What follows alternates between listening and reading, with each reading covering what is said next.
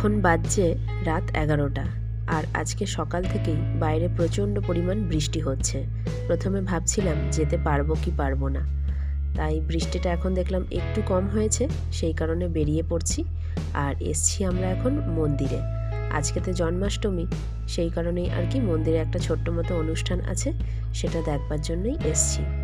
আর সবাইকে জানাই শুভ জন্মাষ্টমীর অনেক অনেক শুভেচ্ছা ও ভালোবাসা। আশা করি আপনারা সকলেই খুব ভালো আছেন। চলুন আজকের ব্লগটা এই রাত থেকেই শুরু করছি। মন্দিরে ঢোকার মেন গেটের দুপাশে এরকম সুন্দর দুটো রঙ্গোলি বানানো হয়েছে, একটাতে রাধে আর একটাতে কৃষ্ণ।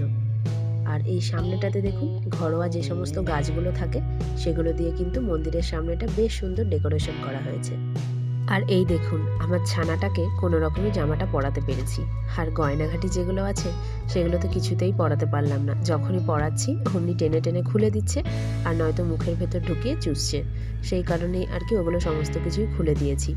আর এই মন্দিরটা কিন্তু যেখানে আমার হাজব্যান্ডের ডিউটির জায়গা সেই এরিয়ার মধ্যেই। আর খুব সুন্দরভাবে মন্দিরটা কিন্তু আজকে সাজানো হয়েছে।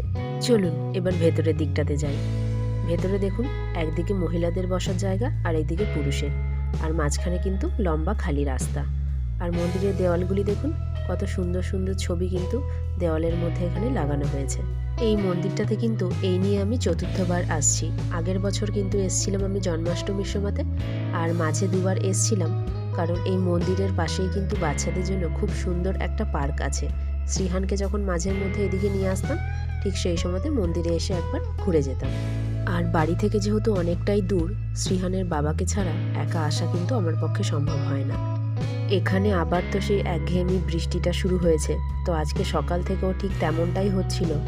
ভাবছিলাম যে যেতে পারবো কি পারবো না, কিন্তু 11টা নাগাদ দেখলাম যে বৃষ্টিটা একটুখানি ধরেছে, সেই কারণেই আর কি বেরিয়ে পড়লাম। নয়তো মোটামুটি আমরা আগের বারেও যখন এসছিলাম প্রায় 11:30টার পরেই বেরিয়েছিলাম ঘর থেকে।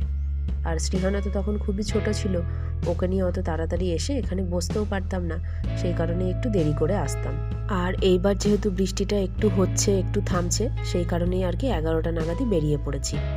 মন্দিরের একটা কোণে বসে অনেকগুলি ছেলে কিন্তু গান বাজনা করছে। আর এইখানে দেখুন ছোট ছোট খুদেগুলো কি সুন্দর রাধা সেজেছে, তারা আবার এখানে নাচ করছে। বৃষ্টিটা যদি আজকে না হতো তাহলে কিন্তু মন্দিরে আরো অনেক লোকজন আপনারা দেখতে পারতেন।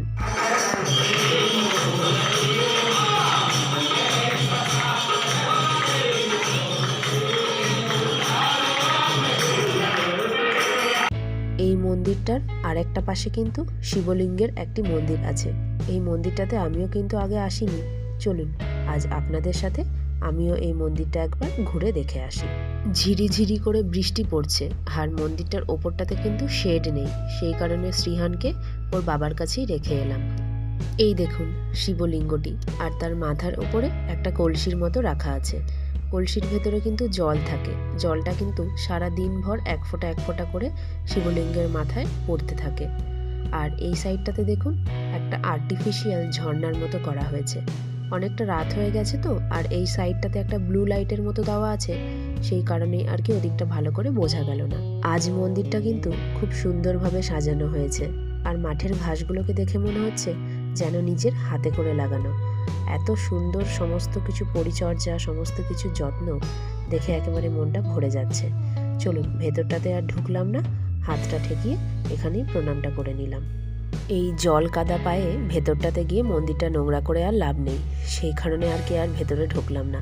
চলুন এবার নিচের দিকটাতে যাই, একবার ওই সাইডটা আপনাদেরকে ঘুরিয়ে দেখাই।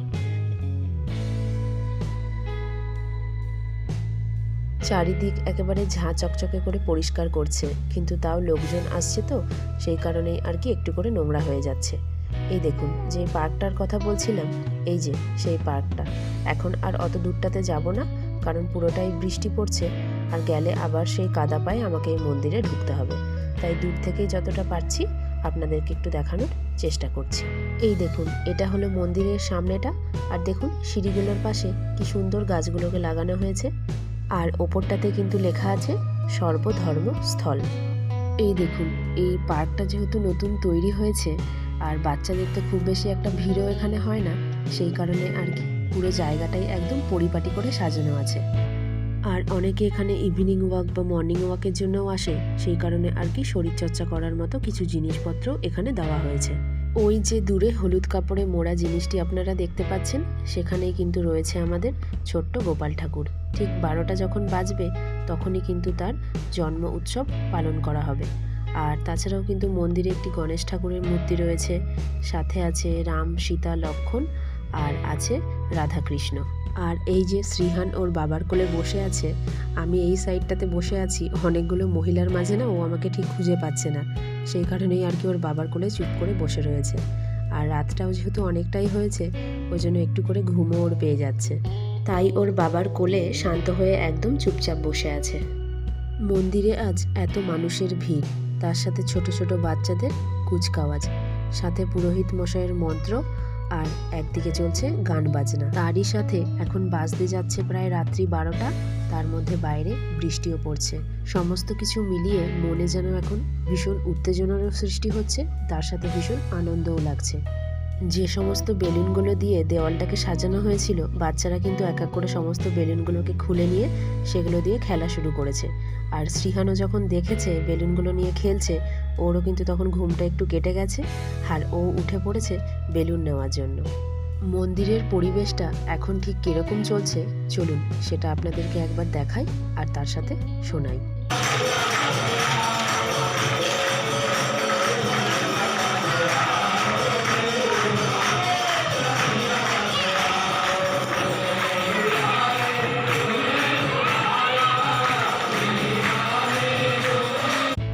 কি শুনলেন তো? শুনে আপনাদের কেমন লাগলো বলুন তো? আরও কিন্তু অনেক কিছু জিনিস দেখার রয়েছে, পুরো ব্লগটা দেখতে থাকুন, আশা করি আপনাদের সকলেরই খুব ভালো লাগবে। আর ভালো লাগলে কিন্তু আজকের ব্লগটাকে লাইক, কমেন্ট, শেয়ার করতে একদমই ভুলবেন না কিন্তু। 12টা বাজতে আর মাত্র কিছুক্ষণের অপেক্ষা, তারপরেই কিন্তু শুরু হবে সেই উত্তেজনার সময়। চলুন আমার সাথে সাথে 12টা বাজার জন্য আপনারাও অপেক্ষা করুন, আর আগে কি হয় সেটাও দেখতে থাকুন। এবার কিন্তু আমি আর মুখে কোনো কথা বলবো না, কি হচ্ছে না হচ্ছে সেটা আপনারা নিজের চোখেই দেখুন।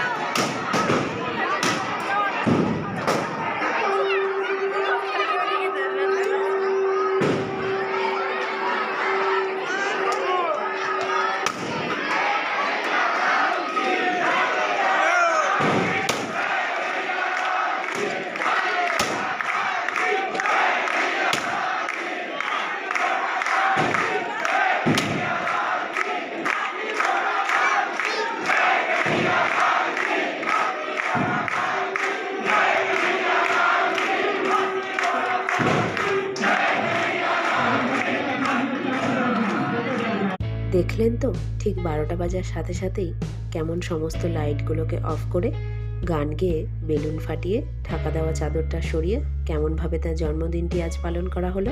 এখন পুরোহিত মশাই মন্ত্র বলছেন, আর তার সাথে সাথে পুষ্পাঞ্জলি আর আরতি করা হবে। এই রকমভাবে জন্মাষ্টমী পালন করাটা আমি কিন্তু আগে কখনো দেখিনি। বিয়ের পর থেকে হাজব্যান্ডের সাথে থাকার পরেই এই জিনিসটা দেখার সৌভাগ্য আমার হয়েছে।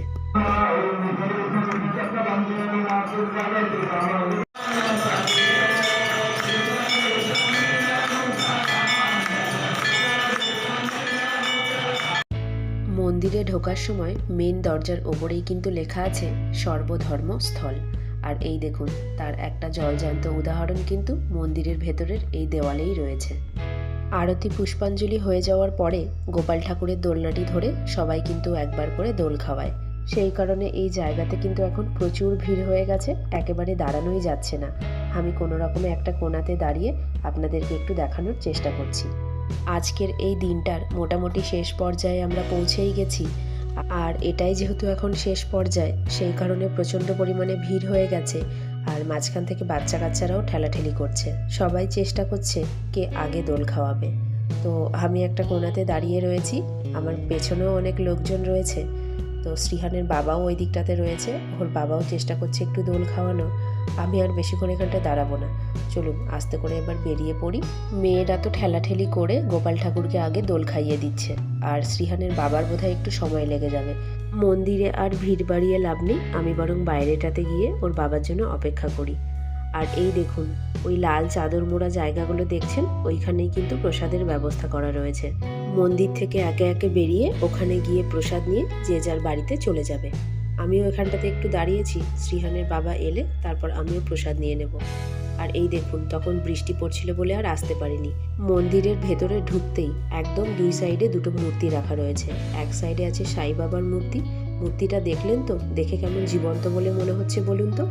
আর চলুন, এই সাইডটাতে রয়েছে আরেকটা গৌতম বুদ্ধর মূর্তি। দাঁড়ান আর একটু কাছে গিয়ে আপনাদেরকে ভালো করে দেখাই। একদম সাদা রং দিয়ে ভর্তি করা, খুব সুন্দর কিন্তু দেখতে লাগছে। এই দেখুন কি অপূরূপ সুন্দর দেখতে লাগছে, তাই না? একদম পেছনে একটি অশ্বত্থ গাছ, তার উপর সবুজ রঙের একটি আলো, আর তারই নিচে সাদা রঙের এরকম একটি বুদ্ধ মূর্তি। দেখেই চোখটা কিন্তু জুড়িয়ে যাচ্ছে। এখন প্রায় 12:30 মতন বাজছে। চলুন ব্লগটাও তাহলে আজকে এখানেই শেষ করছি। ভালো লাগলে একটা করে লাইক কমেন্ট শেয়ার করবেন। তাহলে সকলেই ভালো থাকবেন, সুস্থ থাকবেন।